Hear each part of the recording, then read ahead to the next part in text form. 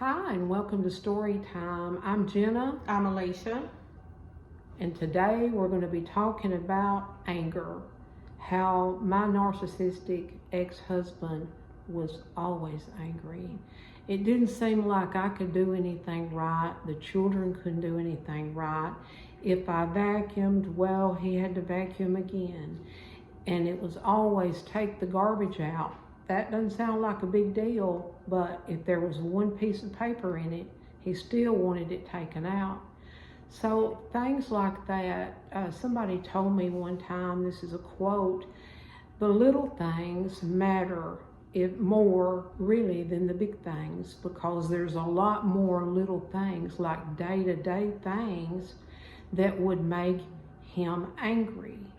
Now, for example, if the lawnmower, we were mowing the yard and he wasn't there and it quit, he would come back and blame me. What did I do to it? Well, I'd always pray, God, make this thing start, because I knew the wrath of my husband was coming. Or he'd blame one of the kids. And it was always trouble with the pets. We always loved our animals. And he was always angry at the animals. Our dogs, our cats, he would throw rocks, be mean. I've seen him kick our animals before, and that's heartbreaking. But he was angry all the time at something. He was angry at his mother. She could not be good enough for him either. And I could go on and on, but I think you understand day-to-day living with an angry person. There's always walking on eggshells. So how about you, Alicia? So I do remember growing up, I was tense a lot because my dad was just always angry.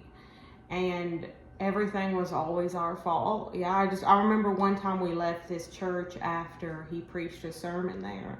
And he left his cross. He carries this cross that's wooden and it's duct taped with red duct tape and a Jesus Save sign.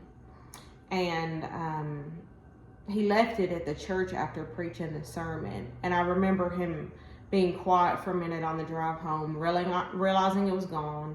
He got silent again and he said, next time just try to make sure to remind me, because I've got a lot going on. I remember him saying that to my mom, like, y'all remind me. And then he said, kids, y'all need to be reminding me to pick up my stuff. Like, it wasn't his fault he forgot it, it was ours.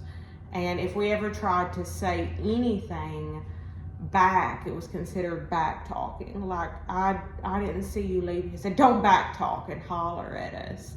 And so it was just a lot of that. It was always walking on eggshells. There was never anything done to his liking, his perfection. He didn't want to do it. He wanted us to do it, and him breathe over our shoulders and micromanage everything we did. I know one time the shoes, there was 8 of us in total, 6 kids and then 2 adults. And the shoes, he wanted them all perfectly in alignment out kind of in the living room of the house when you first come in the door. And not even like a crooked off an inch. 6 kids, things are not going to be perfect, but he demanded perfection. And I think that really impacts people into adulthood, because they always have this need and they push themselves to make perfect grades, do well in sports and activities and internships, and nothing ever feels enough. They're always striving for beyond perfection. But yeah, that's my side. That's what I remember. And I remember one time one of the kids had spilled something on the floor, and we didn't have like a full kitchen. It wasn't finished. The house was not finished that we live in. Therefore, cords were run for electricity. We had to haul water, but we did keep the floors clean. Well, one of the children had spilled something, and he got so angry at that. What was his solution? Throw more food on the floor. I remember him doing that clearly, and he said, okay, now clean all of that up. So He wasn't concerned about waste, or he wouldn't have done that, right?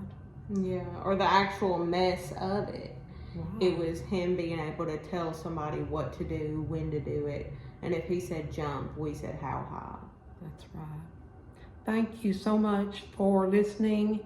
And excuse me, if you know of someone suffering from narcissistic abuse, please reach out to us. And there is a hotline, and we will leave the hotline number in our comments. If you have know of someone that is being abused, it doesn't matter if it's physically, emotionally, sexually, mentally. I want you to have help and know there is hope after narcissistic abuse.